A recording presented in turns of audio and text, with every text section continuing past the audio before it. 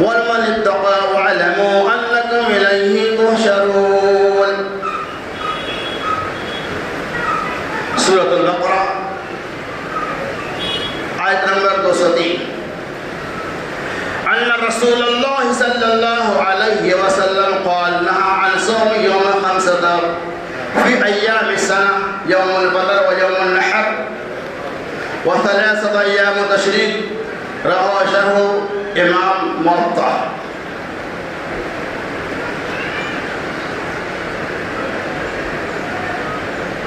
ہر قسم کی حمد و ثنا،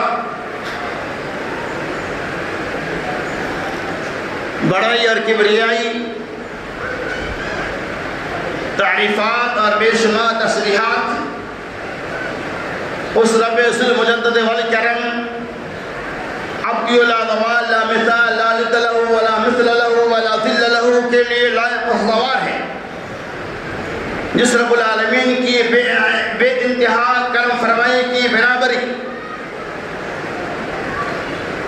پوری دنیا کے مسلمانوں نے امن و امان شانتی کے ساتھ عید الاضحیٰ کی نماز ادا فرماتے ہوئے سنت ابراہیمی کی عظیم یادگار قربانی جیسے اہم فریضہ کو انجام دیا۔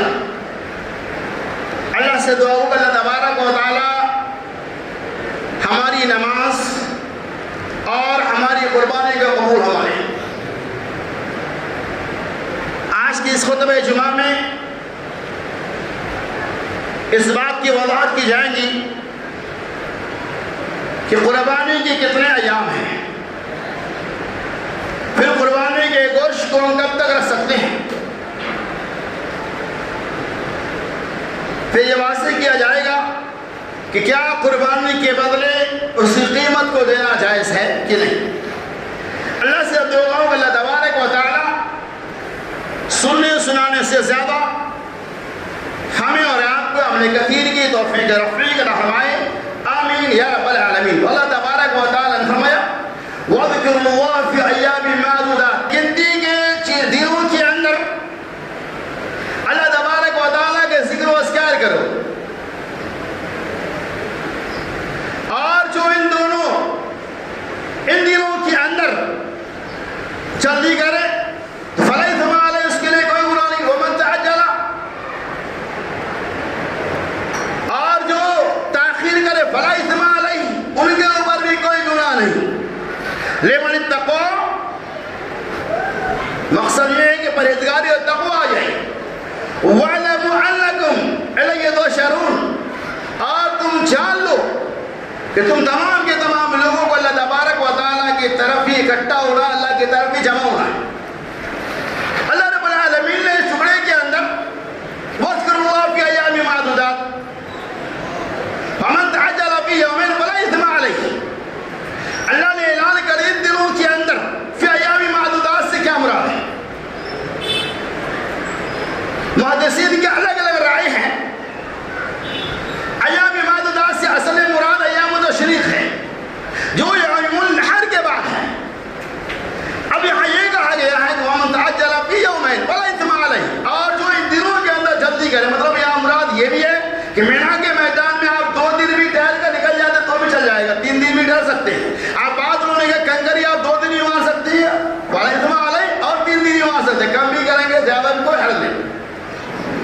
اصل مراد ایام تشریق، ایام معدودات سے مراد ایام تشریق۔ سورۃ الحج کے اندر بھی اللہ تبارک و تعالیٰ اس کا تذکرہ کیا کہ ایام معلومات، تو ایام معلومات سے مراد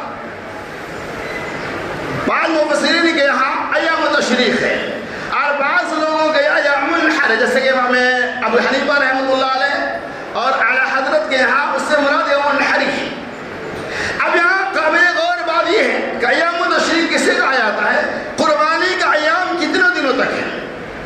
جیسے کہ مشہور معروف ہے کہ یوم النحر جس کے معنی آتے ہیں قربانی کے دن، وہ ایام تشریق، اس کے بعد ایام تشریق یعنی اور پلس 3 دن، تو یوم النحر ملا کر وہ 3 دن ملائیں گے تو 4 دن ہو جائیں گے۔ اور صحیح حوالے کے مطابق، صحیح تفسیر کے مطابق، زیادہ مفسرین اور محدثین کے رائے کے مطابق ایام تشریق 3 دن ہے۔ اس کی دلیلیں بھی کتاب و سنت کے اندر موجود ہیں۔ سے پیر سعدہ نے فی ایام معدودات کے تشریح میں لکھتے ہیں کہ ایام معدودات سے مراد یا ایام تشریق ہے، یعنی 11، 12 اور 13۔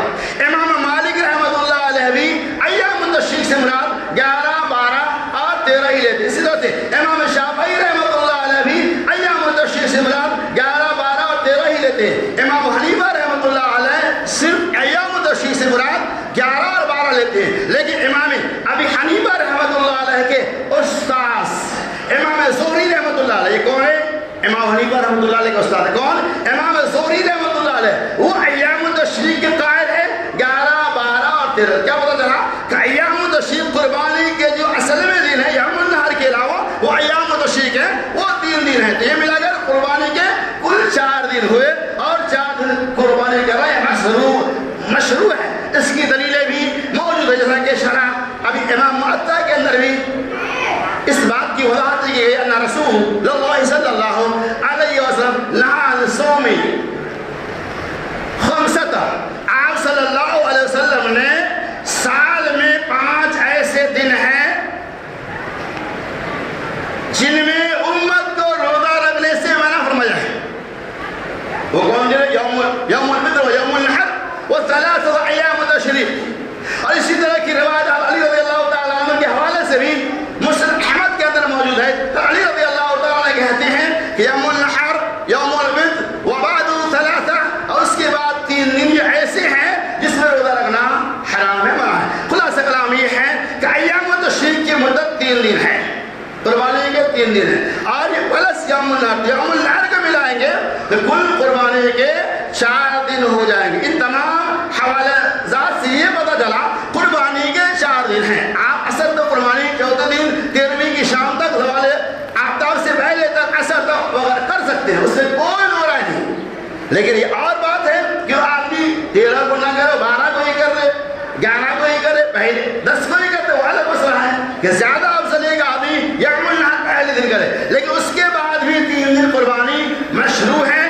آپ 13ویں سے لے جاتا قربانی جیسے عام سنت کے اوپر عمل کر سکتے ہیں۔ بعض اس کا سیرت سے منکر ہے، منکرین کے پاس کوئی دلیلیں نہیں ہیں، لیکن جو اس کے قائل ہیں ان کے پاس بے شمار دلیلیں ہیں۔ سب سے واضح دلیل یہ ہے کہ امام الانبیاء محمد رسول اللہ صلی اللہ علیہ وسلم نے امت کو سال میں 5 دن روزہ رکھنے سے منع فرمایا ہے، اور وہ 5 دن کون ہیں؟ ہر کوئی اس کا فیصلہ اپنے آپ کر سکتا ہے۔ اگر 5 دن آپ روزے کی حرمیت کے قائل ہیں تو ایام تشریق کو آپ کو 3 ماننا ہی پڑے گا، اور اگر 3 نہیں مانیں گے پھر 4 دن ہو جائے گا۔ تو خلاصہ کلام یہ ہے قربانی کے 4 دن مشروع ہیں، وہ آپ کو اختیار ہے کہ آپ 4 دن میں سے جس دن بھی کرنا چاہے کر سکتے ہیں۔ اللہ تعالیٰ ہمیں اور آپ کو سنی تمام باتوں کے اوپر عمل کرنے کی توفیق رفیق ہمائے، اور ہمارے اس قربانی کے اندر اخلاص پیدا کرے۔ اب سن لیجئے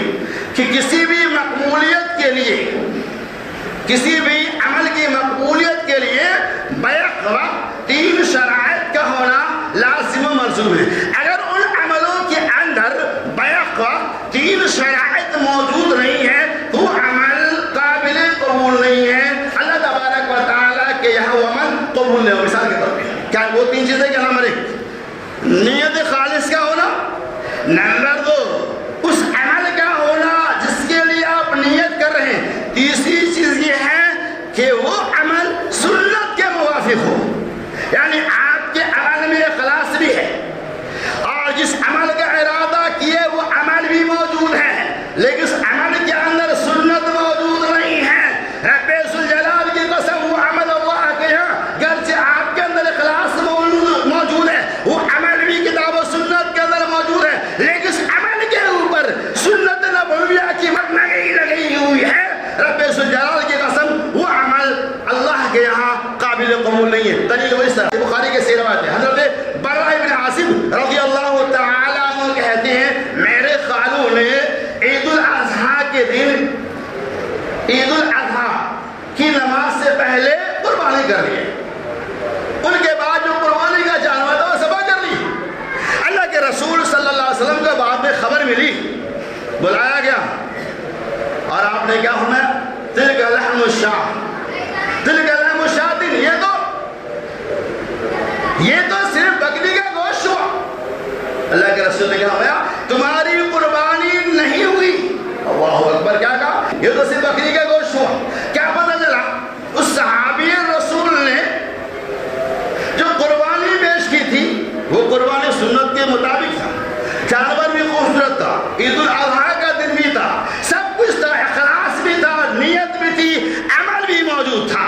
لیکن کیا نہیں تھا؟ سنت یہ ہے کہ قربانی عید الاضحیٰ کی نماز کے بعد ادا کرنی ہے, جانور کو نماز کے بعد ذبح کرنا ہے. اس صحابی نے صرف اتنا کیا تھا کہ جانور کو نماز سے پہلے ذبح کر دیا تھا. کیا پتہ چلا کہ اخلاص بھی موجود ہے, عمل بھی موجود ہے, لیکن اس عمل کے اوپر محمد رسول اللہ صلی اللہ علیہ وسلم کی سنت مبارکہ موجود نہیں ہے. آپ کی سنت ہے جانوروں کو ذبح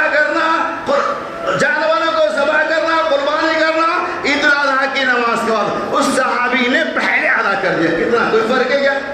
پہلے اور بعد میں فرق ہے؟ کوئی فرق نہیں. تو کیا بتایا کہ ہمارے عمل کی قبولیت کے لیے نیت خالص کا ہونا بھی ضروری ہے, اس عمل کا ہونا بھی ضروری ہے, اور ساتھ ساتھ وہ عمل کہ اس عمل کے اوپر سنت نبویہ کی مہر بھی لگی ہوئی ہے ہو. اگر وہ عمل سنت کے مطابق نہیں ہے تو عمل قابل قبول نہیں.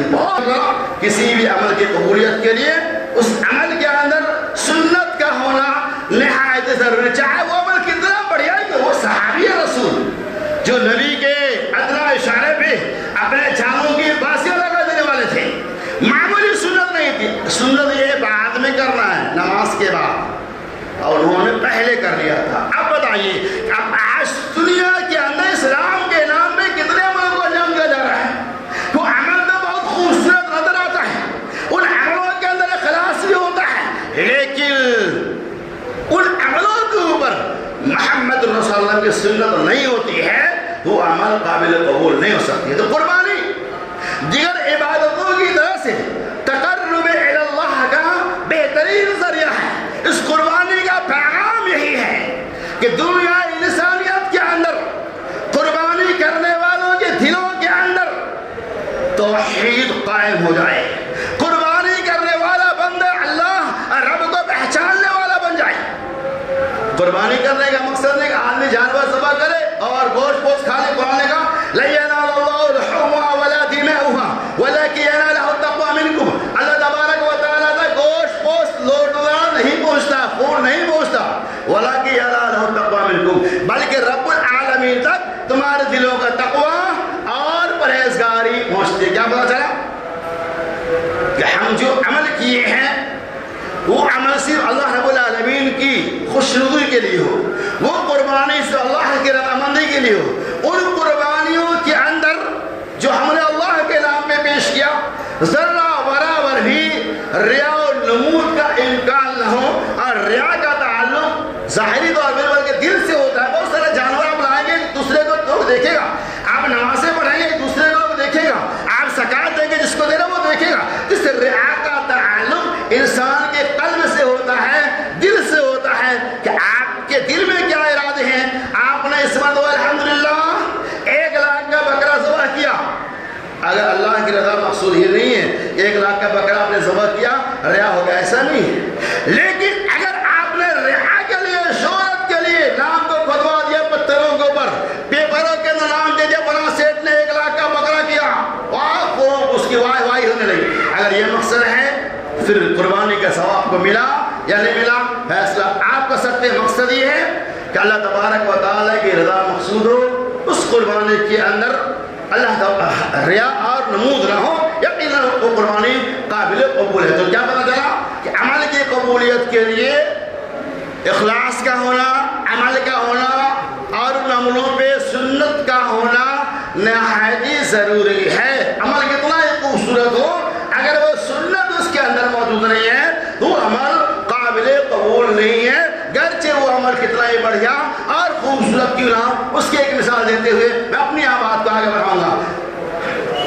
جمعہ کی نماز 2 رکعت ہے, ہم پڑھتے ہیں, سب لوگ پڑھتے ہیں, لیکن کوئی آدمی 3 رکعت پڑھ رہے تو کیا ہوگا؟ نمازی تو ہم نے کیا کرنا, کیا ہوا؟ ارے ہاتھ اٹھا کے دعا مانگتے ہیں, ایک ساتھ مانگ رہے, دعا ہی تو مانگ رہے, کیا ہوا؟ ایسا نہیں ہے. وضو کرتے ہوئے لوگ مختلف طرح کی دعائیں مانگتے کیا بولتے ہیں وضو کر رہے کیا سے ہم گانا تھوڑی گا رہے ارے ہم تو وضو میں ذکر ہی اذکار ہی نہ کر رہے ہیں وہ اذکار اللہ کے یہاں پسندیدہ نہیں ہے نبی نے جتنا فرمایا اتنا ہی کہ نبی نے کہا وضو کرنا ہے بسم اللہ بس ہو گیا وضو کے بعد کی دعا پڑھیں گے بیچ میں کوئی دعا نہیں لیکن لوگ پڑھتے جاتے ہیں بہت سارے لوگ قرآن کی آیتیں پڑھتے رہتے ہیں اور یہ ہم نیکی کر ایسا نیکی نہیں ہے صحابی سے بڑھ کر کوئی کیا نہیں خلاصہ یہ ہے کہ ہم ہر عمل جو نیک ہو جو اچھا دکھے وہ اچھا بھی ہوگا ایسا نہیں ہے اچھا کب ہوگا جب وہ عمل سنت کے مطابق ہوگا تب تمہیں بتا رہا تھا فی ایام معدودات سے ایام تشریق یعنی 11 12 13 یہ پلس یوم النحر شاد القربانی کے ہم میں سے جو بھی چاہے اخلاص قلب کے ساتھ اللہ کی رضا کے ساتھ ہر طرح کے ریا اور نموز سے اپنے ان عملوں کو قربانی جیسی سنت کو بچاتے ہوئے خالص اللہ کے لیے عمل کرے یقیناً اللہ تبارک و تعالیٰ کے یہاں یہ عمل قابل قبول ہوگا اللہ ہمارے عملوں کو قبول کرے اور چلیے آگے یہ قربانی حضرت جابر بن عبداللہ مسلم احمد کی روایت حضرت جابر بن عبداللہ رضی اللہ تعالیٰ عنہ کہتے ہیں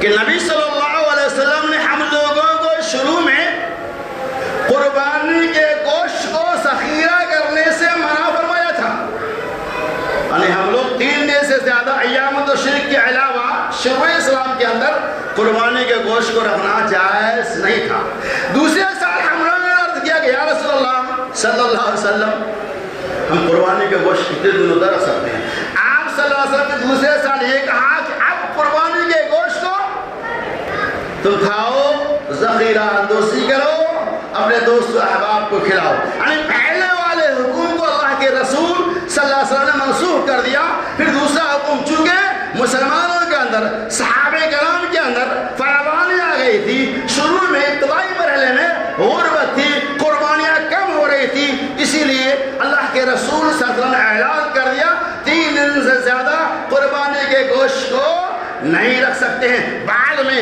آپ صلی اللہ علیہ وسلم نے حکم دیا تم خود بھی کھاؤ اور دوسروں کو بھی کھلاؤ واتم القانی والمعتر مانگنے والے نہیں مانگنے والے کو بھی دو اپنے آپ کو بھی کھلاؤ دوست احباب کو بھی کھلاؤ اور اس میں سے تم اپنے لیے ذخیرہ اندوزی بھی کرو یعنی جمع بھی کر کے تم رکھ سکتے ہو تمہارا جو اپنا نصیبے کا ہے ایسا نہیں یہ مطلب یہ نہ کوئی سمجھ لے مولوی صاحب کا جمع بھی کر سکتے ہیں اکھا وغیرہ تو بن گیا کھال نکالا صاف کیا فریجے بند قادر ایسا نہیں آپ کا جو حصہ وہ رکھ سکتے ہیں دلیلیں اس کی موجود ہے وہ اس طرح نبی صلی اللہ علیہ وسلم کے لیے